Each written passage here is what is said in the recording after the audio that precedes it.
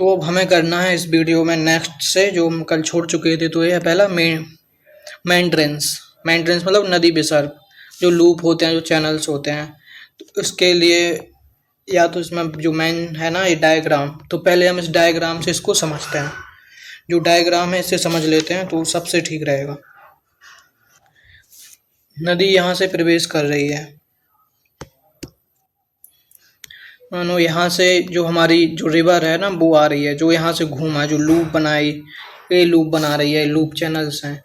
ये असल में पहले नदी ये यहाँ से ऐसी घूम रही थी, पहले यहाँ से घूम रही थी, बाद में अब यहाँ से घूमना स्टार्ट हो गई है। ये इसने क्या किया, अपना रास्ता चेंज कर लिया है। इससे पहले जो बहती थी ना, तो इसका जो बहने का डायरेक्शन था वो पहले यहाँ से था, वो यहाँ से बह रही थी और यहाँ से बहती हुई जा रही थी, यहाँ से होके, जो ग्रीन लाइन में बना रहा हूँ, यहाँ से होके ये जो लूप वगैरह थे, जो यहाँ से बहती हुई जा रही थी, फिर इस लूप में आई और फिर यहाँ और फिर इस लूप पे आई। जो ये लूप जो तोड़ दिए है ना इसने, जो यहाँ से तोड़ के गई है, एक ये तोड़ दिया, यहाँ भी तोड़ दिया, कोई चीज़ें ये छोड़ दी। तो ये है इसका रूप कि ये जो अपना रास्ता है ना, ये रास्ता अपना बदल रही है। रिवर है, समय के साथ अपना रास्ता बदल रही है, फ्लो भी बदल रहा है, उसके जो सेडिमेंट वगैरह है वो सब चीज़ें चेंज हो रही हैं। चल रास्ता बदल लिया, यहाँ की सॉफ्ट चट्टान होगी और काटने में उसको सहायता ज़्यादा मिली होगी तो वो काट दी, इससे ये बनी, फिर नई चीज़ें बनी। तो इससे रिवर की जो क्या है, कुछ स्थलाकृतियाँ बनने लगी, स्थलाकृतियाँ बनी, तो उनको हम देखते हैं। तो जैसे हमारा ये है, यहाँ जो परिवर्तन हुआ, जो ये एरिया है, तो यहाँ पे क्या बन गया, ये यहाँ पे जो स्कंद तट ढाल बन गए, जो हमने पहले पढ़े थे, जो बगल से जुड़े हुए थे, तो ये यहाँ पे ढाल टाइप के बन गए, स्कंद ढाल टाइप के चीज़ें, स्कंद ढाल कहते हैं। जो यहाँ पे फॉर्म हुआ, जो रास्ता बदल के फिर जो बचा हुआ, जो स्कंद ढाल मतलब तट टाइप का, ढाल तट, इसको क्या कह दिए फिर, स्कंद ढाल तट, ये बन गया। और यहीं से रोधिकाएं भी होंगी, हमने नेक्स्ट पहले में पढ़ लिया था, जो बाढ़ का मैदान था उसी के साथ में की जो थी है, जो विसर्पी रोधिकाएं भी बनी। तो विसर्पी रोधिकाएं कैसे बनी, जो यहाँ पे जो इस टाइप के स्ट्रक्चर होते हैं, ये जो बदले हैं ना, जो इस टाइप के स्ट्रक्चर होंगे, तो ये यहाँ पे विसर्पी रोधिकाएं भी बनी, जो कि स्कंद ढाल तट के जैसी ही होती हैं ये। और फिर जो विसर्पी रोधिकाएं हैं, जो ये अलग से टूट गई, जो विसर्पी रोधिकाएं तो यहाँ पे हैं, इस टाइप में बदल गया, ये इसने अपना रास्ता बदला और ये यहाँ पे पानी भर रहा, यहाँ पे पानी भरने के लिए एक पूरा चैनल टाइप का बचा रहा, मतलब ये पूरा सेडिमेंट वगैरह से बंद नहीं हो पाया। जब बंद नहीं हो पाया तो यहाँ पे झील बन गई। इस झील को क्या कहते हैं, छाडन झील। ये छाडन झील या इसी को गोखुर झील भी कह सकते हैं। तो ये गोखुर झील भी, तो इसका निर्माण हुआ, जैसे ये अलग से बन गई हो, ये स्कंद ढाल है ही, और यहाँ से जो आसपास की जो चीजें होंगी इसको क्या कहेंगे, जो विसर्पी रोधिकाएं कहेंगे। और इसका ये बाढ़ का ये मैदान भी होगा कि जो कभी फ्लो हुआ, देखो अब यहाँ टूट गई है, ठीक है, लेकिन जो इसका जो एरिया है ना, जो छाडन झील है, तो झील का जो पानी का जो पोषण होगा ना, जो यहाँ पानी आएगा वो किससे आएगा, इसी नदी से आएगा। नदी से कब पानी आएगा, जब इसका फ्लो तेज होगा, बारिश का मौसम होगा, जब ज्यादा पानी आएगा ना, तो फिर जो इसका पूरा बाढ़ का मैदान होगा, एरिया पूरा इसका एरिया होगा, जो कि कहलाता है बाढ़ का मैदान, तो उसी से ही पोषित होगी झील, मतलब इसमें पानी आएगा। इसका ये है, इसको हमने समझ लिया। ये है नदी विसर्प।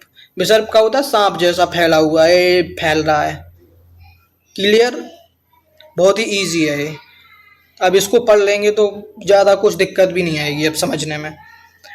विस्तृत बाढ़ व डेल्टा मैदानों में नदियां शायद ही सीधे मार्गों में बहती हैं। डेल्टा मैदानों में हो चाहे बाहर के मैदान, अगर तुम्हारा मैदान है, जैसे हमारा गंगेटक प्लेन है, तो जो तुम्हारा पूरा उत्तर प्रदेश आ जाता है, बिहार आ जाता है, फिर नीचे से जब जाती है तो वहाँ प्लेन ही है ना, उत्तर प्रदेश का जो गंगा का रिवर का जो गंगेटक पूरा प्लेन है, तो यहाँ भी सीधी नदी नहीं बह रही। तो वो यही कह रहा है कि शायद ही है कि सीधे मार्ग पे नदियाँ बहती हों। बाढ़ डेल्टाई मैदानों पर लूप चैनल, लूप जैसे चैनल मतलब प्रारूप विकसित होते हैं, जिसे हम क्या कहते हैं, विसर्प कहते हैं। विसर्प एक स्थल रूप न होकर एक प्रकार का चैनल प्रारूप होता है। नदी विसर्प से निर्मित होने के कारण निम्नलिखित है। मंद ढाल पर बहते जल में तटों पर क्षैतिज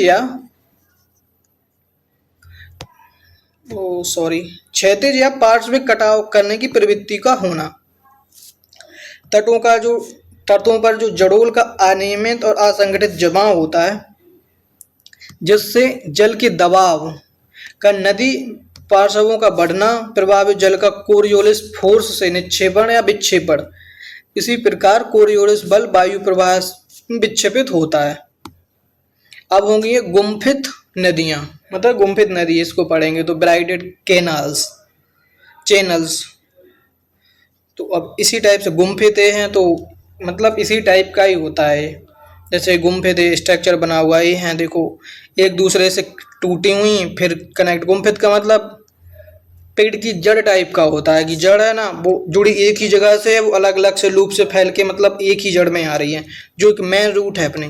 तो मेन रूट से अपन ये सोचो कि ये यहाँ से ऐसा आया, यहाँ से मतलब कोई चीज़ निकल के फिर यहाँ जुड़ गई, यहाँ से ऐसे ही फिर ऐसे ही घूम घाम के गई। तो यही होता है तुम्हारा गुम्फित। ये अलग से टूटी फिर इसी में जुड़ गई, फिर टूटी फिर इसी में जुड़ गई, फिर टूटी फिर जुड़ गई। तो इस टाइप का मामला ये है।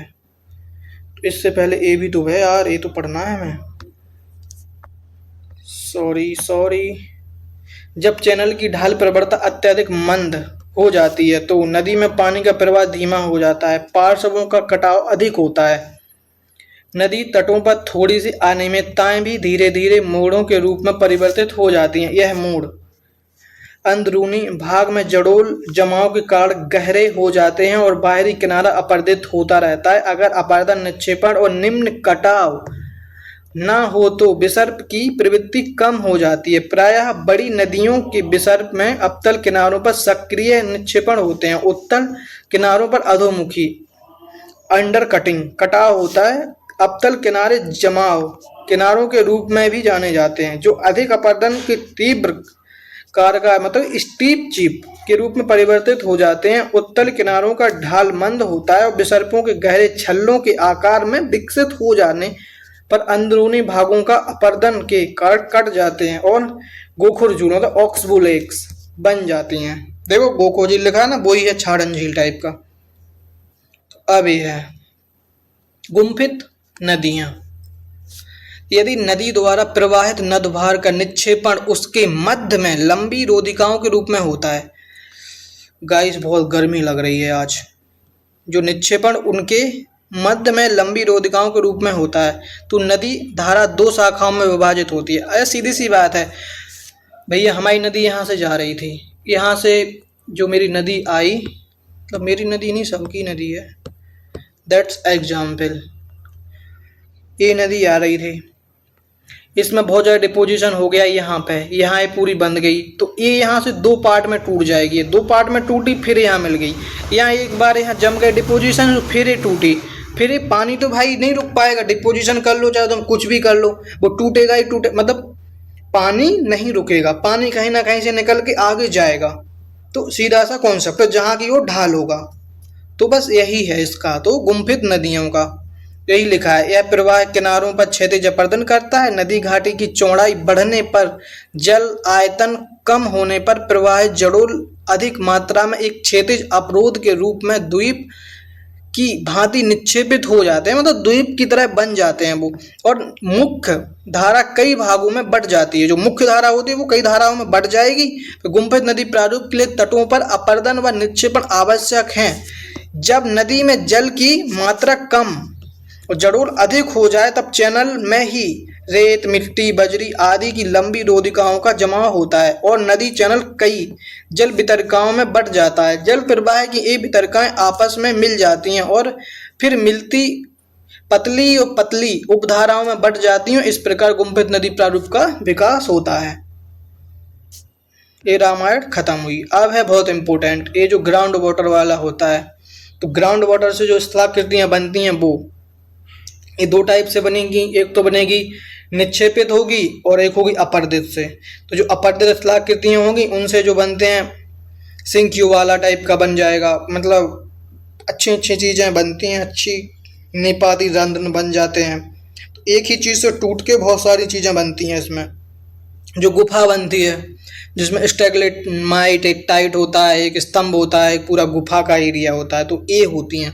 तो ये सब जो ग्राउंड वाटर से स्थलाकृतियाँ बनती हैं वो, इसमें ग्राउंड वाटर में होता क्या है, ग्राउंड वाटर में मेनली डोलोमाइन होता है या चूना पत्थर होता है, तो इस चीज़ से ही बनती हैं वो स्थलाकृतियाँ, तो उसी को पढ़ना है। तो हम अब इसको स्टार्ट करते हैं, लेट्स डू इट। जो ग्राउंड वाटर है वो क्या ही होगा, वाटर का क्षैतिज व ऊर्ध्वाधर प्रवाह ही तो रॉक के अपर्दन के कारण है। अब ये कैसे अपर्दन करेगा, जैसे अपर्दन और निक्षेपण हो रहा है तो एक किस टाइप से करेगा, दो टाइप से, एक तो करेगा क्षैतिज, एक करेगा ऊर्ध्वाधर, ठीक, दो टाइप का। तो पढ़ते ही चलते हैं और समझते चलते हैं। जो भौम जल है, भौम जल यह एक संसाधन के रूप में परिणत नहीं है, दिस इज नॉट एक रिसोर्सेस। यह भौम जल का अपर्दन की कारक के रूप में और उसके निर्मित स्थल रूपों का वर्णन किया गया। यह चट्टान परागम्य, कम सघन, अत्यधिक जोड़ी संधियों व दरारों वाली होती हैं, जो धरातलीय जल का अंतः स्रवण आसानी से होता है। मतलब इसमें अंतः स्रवण जो कैसा होता है, बहुत आसानी से होता है। अंतः स्रवण मतलब कि पानी को झरना कहते हैं ना, मतलब कि जो पत्थरों से पानी बाहर, पत्थरों से जो पत्थर हैं वहाँ ऊपर एक झील है जहाँ से रिस के आता है, उसी को झरना कहते हैं। तो वही सिस्टम है। लंबवत गहराई पर जाने के बाद जब धरातल के नीचे चट्टानों की संधियों, छिद्रों और संस्तरण तल से होकर क्षैतिज अवस्था में बहना प्रारंभ करता है, तो जल का यह क्षैतिज व ऊर्ध्वाधर प्रवाह ही चट्टानों के अपर्दन का कारण है। भौम जल में पदार्थों के परिवहन द्वारा बने स्थल रूप महत्वहीन इसी कारण भूमिगत जल का कार्य सभी प्रकार की चट्टानों में नहीं देखा जा सकता। हाँ, ये तो है कि हम नहीं कह सकते कि जो भूमिगत जो ग्राउंड वाटर है वो स्थलाकृतियाँ हर टाइप की चट्टानों में बना सकता है, तो हर टाइप में तो नहीं बना सकता है, क्योंकि जल तो केवल नहीं बना पाएगा ना, क्योंकि जल में कोई चीज़ें घुली हुई होनी चाहिए। जैसे कि चूना है वो घुल जाता है, फिर वो भाई अगर टपकेगा तो जमता जाएगा। कोई सॉल्ट हो, जैसे डोलोमाइन हो, कैल्शियम कार्बोनेट हो, ऐसी चीज़ें। तो लेकिन ऐसी चट्टानें, वो कह रहा है ऐसी चट्टानें होनी चाहिए जिनमें चूना पत्थर हो, डोलोमाइन हो, कैल्शियम कार्बोनेट की प्रधानता हो। ऐसी धरातलीय और भौम जल रासायनिक प्रक्रिया द्वारा घोलीकरण या अपक्षेपण अनेक स्थल रूपों में विकसित हो जाते हैं या हो करते हैं। ये है बात। ये दो प्रक्रियाएं हैं, घोलीकरण व अपक्षेपण। दो प्रक्रियाएं हो गई कि जो रासायनिक रूप से स्थलाकृतियों को बनाने में हेल्प करेगा, तो वो क्या है, घोलीकरण व अपक्षेपण। तो जो चूना पत्थर या डोलोमाइन चट्टानों में अलग से या अन्य चट्टानों के साथ अंतरा स्थानांतरित पाई जाती हैं ना, किसी भी चूना पत्थर मतलब लाइमस्टोन या डोलोमाइन चट्टानों के क्षेत्र में भौम जल द्वारा घुलन प्रक्रिया, उसके निक्षेपण प्रक्रिया से बने ऐसे स्थल रूपों को कास्ट या कास्ट टोपोग्राफी या कास्ट स्थलाकृति का नाम दिया जाता है। जो इन चीज़ों से बनते हैं उनको क्या कहते हैं, कास्ट, कास्ट नहीं, कास्ट टोपोग्राफी है, मतलब कास्ट स्थलाकृति के नाम से जाना जाता है। जो घुलन प्रक्रिया या और उनकी निक्षेपण प्रक्रिया से बने स्थलों को क्या कहते हैं, कास्ट टोपोग्राफी। ये बहुत इंपॉर्टेंट फैक्ट है, यहाँ से क्वेश्चन पूछ लेगा तगड़ा वाला। तो आपको ऐसी चीज़ें फैक्ट याद रखने होते हैं, दुनिया भर की रामायण याद नहीं रखनी होती है। जैसे कास्ट टोपोग्राफी क्या है, तो ये याद रखना पड़ेगा। यह नाम एड्रियाटिक सागर के साथ बाल्कन क्रास्ट क्षेत्र में उपस्थित लाइमस्टोन चट्टानों पर विकसित स्थलाकृतियों पर आधारित हैं। अब इन्हीं को पढ़ना है हमें। अपर्दनात्मक तथा निक्षेपणात्मक दो प्रकार के, वही मैंने बताया था, अपर्दनात्मक और निक्षेपणात्मक दो टाइप से स्थलाकृतियाँ बनती हैं। तो सबसे पहले हम अब स्थलाकृतियों को समझ लेते हैं, इसके बाद हम ये कथा पढ़ेंगे। तो सबसे पहले हमारा विलयन रंध्र होता है, विलय रंध्र। तो देखो विलय रंध्र का सीधा सा कॉन्सेप्ट ये होता है कि जो हमारी मूल चट्टान है, जो ये ऊपर की जो है ना, इसको परपटी मानो चाहे जो भी मानो, तो ऊपर का जो सरफेस है, सरफेस के नीचे जो ये बॉक्स टाइप के लगे हुए हैं ना, ये सब क्या होते हैं, ये चूना पत्थर के बने होते हैं। सबसे बड़ी बात तो यह है कि लाइमस्टोन के हैं,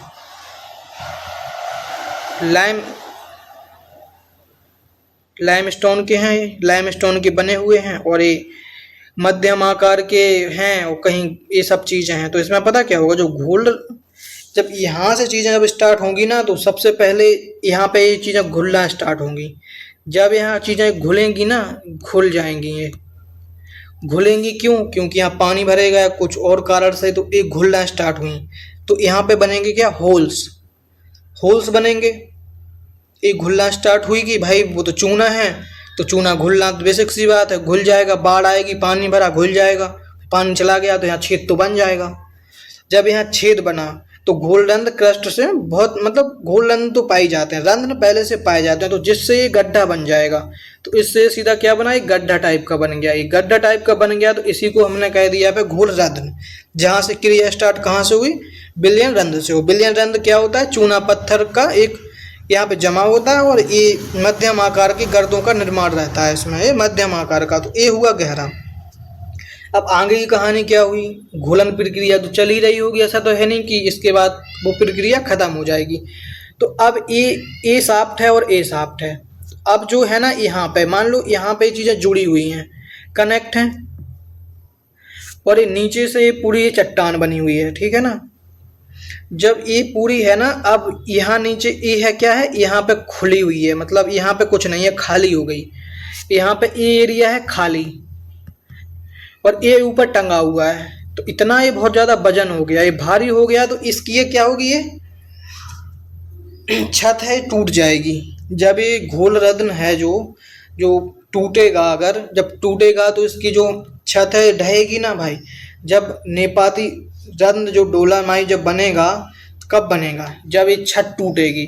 ये जब छत टूटेगी तो यहाँ पर ये खुल जाएगा। तो खुल जाएगा तो यहाँ इसी को कहते हैं रंध्र, जो कहते हैं क्या, नेपाती रंध्र, नेपाती रंध्र कहते हैं इसके लिए। तो ये गुफा टाइप का बन गया। तो इस टाइप का ही आ गया। देखो यहाँ पे अब क्या हुआ, यहाँ पे जो है ये क्या हो गया, घोलरंध्र हो गया, ये हो गया घोलरंध्र।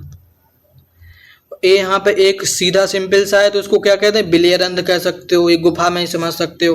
और ये यहाँ पे टूट गया है, यहाँ टूटा हुआ है, यहाँ पे पूरे जम गए पदार्थ, तो निपाती रंध्र इसको कह दोगे। इसको निपाती रंध्र क्या हो, ये टूटे हैं तो ये भाई ये गुफा है, तो अंदर से गुफा बनी हुई है। तो अब नेक्स्ट स्टेप आया कि अब हमें गुफा को समझ लेना चाहिए। जब गुफा आ गई तो केव आ गई। तो जो केव में देखो, जो पानी रिस रहा है ना, यहाँ से जो यहाँ एक जो पानी आ रहा है, जो पानी रिस के आ रहा है, तो इसमें क्या है, लाइमस्टोन है, लाइमस्टोन है, या तो फिर और भी ऐसी चीजें हैं जो रासायनिक क्रिया कर सके, जिससे घुलन हो सके, या फिर एक चीज और जो हमने पढ़ी थी, दो घुलन और जो भी है मुझे याद नहीं आ रहा है, और मैं पेज पलटना नहीं चाहता हूँ। तो ये हो गया। तो भाई अब ये है ना, जब जो है लाइमस्टोन का जो एक सिंग टाइप का बन गया है, तो अब ऐसा तो है नहीं कि ये सीधा ऊपर से पानी गिरेगा, यहाँ पे ये जमता जाएगा। ये तो ये जमता ही जा रहा है, ये जमता जा रहा है और नीचे से टपक भी रहा है। इससे समझते हैं, ये है ना, ये जमता जा रहा है और ये नीचे से ये टपक रहा है, यहाँ से पानी टपक रहा है। तो ये लाइमस्टोन का यहाँ पानी जमता जा रहा है, ये टपकता जाता है, ये ऊपर से भी यहाँ से टपक रहा है, यहाँ जम रहा है, ऊपर भी जमता जा रहा है। जब ये दोनों जम रहे हैं और नीचे एक दूसरे के पास पास आ रहे, तो एक समय ये होगा कि एक दूसरे में जुड़ जाएंगे। तो ये एक दूसरे में क्या होगा, जुड़ गए, तो जुड़ जाएंगे तो ये क्या बन जाएगा, एक स्तंभ बन जाएगा पूरा का पूरा। और जो ऊपर वाला है ना, जो ऊपर वाला सिंग निकला हुआ है, उसको कहते हैं टाइट, मतलब स्टैग्लोटाइट। और जो नीचे वाला सिंग है जो नीचे से निकल रहा है, उसको कहते हैं स्टैग्लेमाइट। माइट मतलब नीचे और टाइट मतलब ऊपर। तो इस टाइप से कर सकते हो। तो ये हो गया इसका।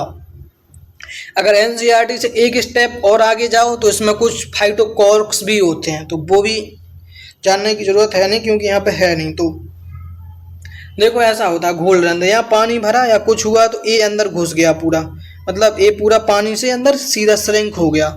और जो पानी श्रिंक होके कहाँ आ गया, यहाँ पे इन सींगों में आ गया। तो सींगों से और ये अलग चीज़ें हैं, तो एक दूसरे से ये चीज़ें कनेक्टेड हैं, एक ही अलग से नहीं है कि नहीं मैं अलग से ही हूँगी मैं अलग से हो जाऊँगी, तो ऐसा इसमें बिल्कुल भी नहीं होता है।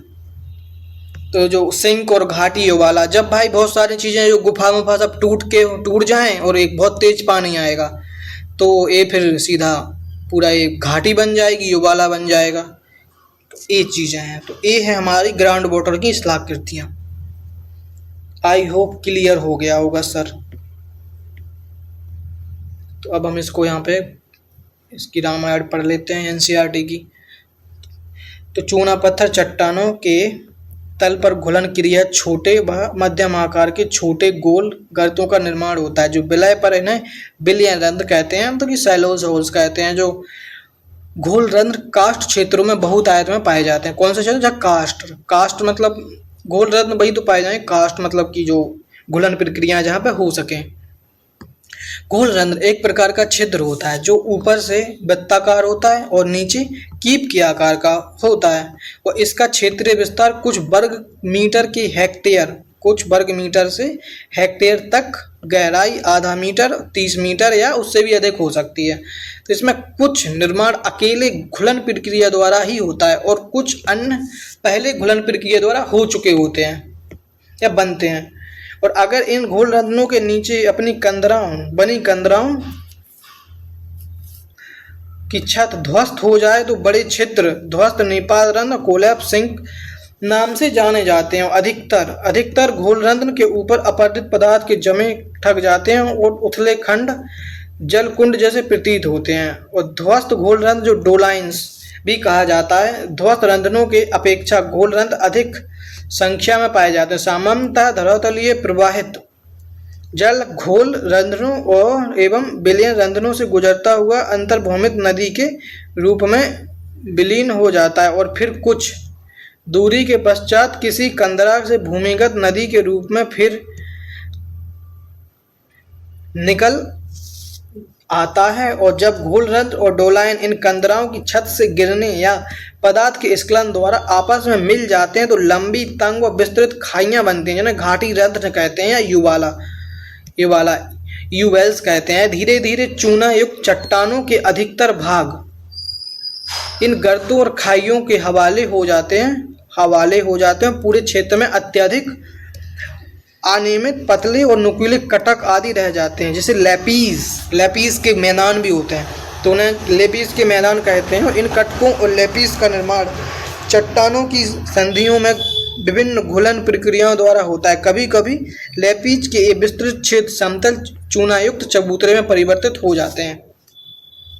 देखो ये दिखा रहे हैं जो ये ऊपर से निकल रहा है, ये रियल चित्र है जो है, ये है स्टेगलोटाइट, ये ऊपर से निकल रहे हैं। यहाँ पे कहीं टूट गया होगा तो एक गुफा का निर्माण हो गया।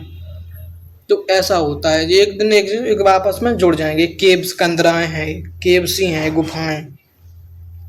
केव्स के बारे में हम पढ़ चुके थे, तो वही है ऐसे प्रदेश जहाँ चट्टान एक समांतर सैल बालू और पत्थर क्वार्टजाइट और इनके बीच में अगर चूना पत्थर डोलोमाइन चट्टानें हों या सघन चूना पत्थर चट्टानों की संस्थाएं हो तो वहाँ प्रमुखतः कंदराओं का निर्माण होता है। पानी दरारें संधियां जिसका सेल संस्तरण के साथ क्षैतिज अवस्था में होता है। इसी तल संस्तरण के सहारे चूना चट्टानें घुली होती हैं, मतलब घुलती हैं और लंबे एवं तंग विस्तृत स्थान बनते हैं, जिन्हें कंदराएं कहा जाता है। कभी कभी विभिन्न स्तरों कंदराओं का एक जाल सा बन जाता है जो चूना पत्थर चट्टानों के तल या उनके बीच संस्तरित चट्टानों का निर्भर और प्रायः कंदराओं का एक खुला मुख होता है। जैसे कंदरा सरिताएं बाहर निकलती हैं, ऐसी कंदरा जिनके दोनों सिरे खुले होते हैं उन्हें सुरंग या टनल कहते हैं। वही सब है। अब नेक्स्ट पढ़नी है हमें क्या, निक्षेपित शिलाकृतियां। तो निक्षेपित में स्टेगलोटाइट वही तो है, स्टेगलोमाइड स्तंभ, तो वही केव वाला सिस्टम है पूरा। अधिकतर निक्षेपित स्थल कंदराओं के भीतर ही निर्मित होते हैं। अधिकतर जो निक्षेपित स्थल होते हैं वो कंदराओं के अंदर होते हैं। जो चूना पत्थर चट्टानों के मुख्य रसायन कैल्शियम कार्बोनेट, जो चूना युक्त जल मतलब कार्बन युक्त जल, वर्षा जल में घुला हुआ कार्बन में शीघ्रता से घुल जाता है। जब इस जल का बाष्पीकरण होता है तो घुले हुए कैल्शियम कार्बोनेट का निक्षेपण होता है और जब चट्टानों की छत से जल वाष्पीकरण के साथ कार्बन डाइऑक्साइड गैस मुक्त होती है तो कैल्शियम कार्बोनेट के चट्टान धरातल पर टपकने से निक्षेपित हो जाता है। जो स्टैग्मेटाइट, स्टैग्लेटाइट और स्तंभ जो हमने पढ़े। स्टैग्लेटाइट विभिन्न मोटाइयों से लटकते हुए हिमस्तंभ होते हैं जिन्हें आधार या कंदराओं की छत के पास मोटे और अंत की छोर में पतले होते जाते हैं और इनके आकारों के दिखाई देते हैं। स्टैग्मेटाइट कंदराओं के फर्श के ऊपर की तरफ बढ़ते हैं। वास्तव में स्टैग्मेटाइट कंदराओं की छत के धरातल से टपकने वाले चूना मिश्रित जल से बनते हैं जो स्टैग्मेटाइट के ठीक पतले पाइप में आकृति बनाते हैं। स्टैग्मेटाइट एक स्तंभ की एक चपटी तरस्तरी नुमा आकार में एक समतल और क्रेटर नुमा गड्ढे के आकार में विकसित होती है और विभिन्न मोटाई के स्टैग्मेटाइट और टाइट मिलने से स्तंभ व कंदराएं बनते हैं।